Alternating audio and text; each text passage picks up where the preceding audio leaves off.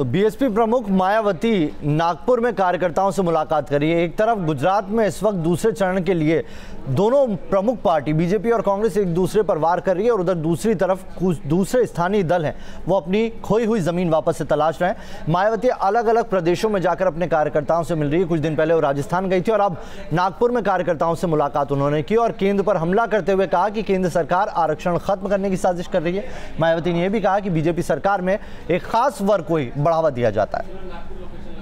इन्होंने अपने वोटों के स्वार्थ में इन्हें खासकर बीएसपी से दूर रखने के लिए अभी तक भी ऐसा इंप्रेशन दिया हुआ है जैसे बीएसपी अन्य पिछड़े वर्गों को आरक्षण दिए जाने के खिलाफ है, जबकि वास्तव में इन वर्गों की मंडल कमीशन की रिपोर्ट को लागू करवाने में यहाँ अहम भूमिका बहुजन समाज पार्टी की ही रही है, जिसके लिए बीएसपी को काफी कड़ा संघर्ष भी करना पड़ा है।